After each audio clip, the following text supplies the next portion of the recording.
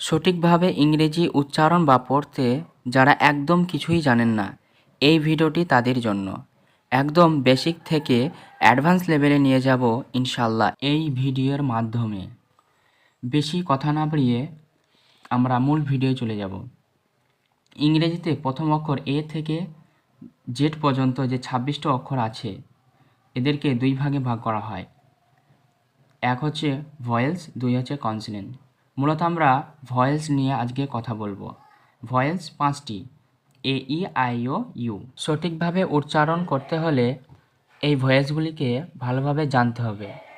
এই ভয়েলসের দুই রকম সাউন্ড হয়, এক হচ্ছে শর্ট সাউন্ড, দুই হচ্ছে লং সাউন্ড।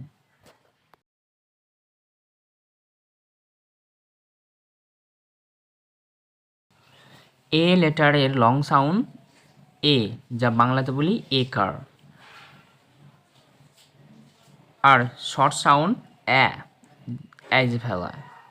ই এর লং সাউন্ড ই, যা বাংলাতে বলি হস্যিকার।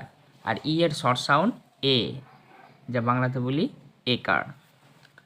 আই লেটারের লং সাউন্ড আই।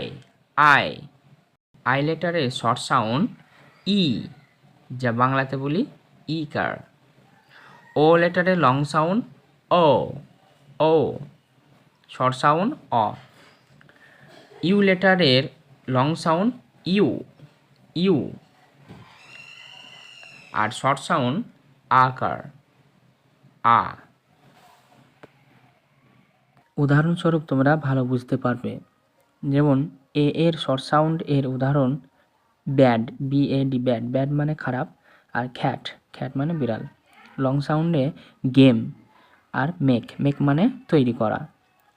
ই এর শর্ট সাউন্ড বেড, রেড। আর লং সাউন্ড বিভন, BEVON, বিভন। আর নিড মানে প্রয়োজন। আই লেটারের short sound sit, SIT, sit মানে বসা। ডিগ মানে খনন করা। আর লং সাউন্ড ITM, আর বাইট মানে কামড়ানো। ও লেটারের শর্ট সাউন্ড গট মানে ঈশ্বর বা আল্লাহ, নট। ওপেন, লং সাউন্ড হচ্ছে ওপেন। আর গট মানে ছাগল।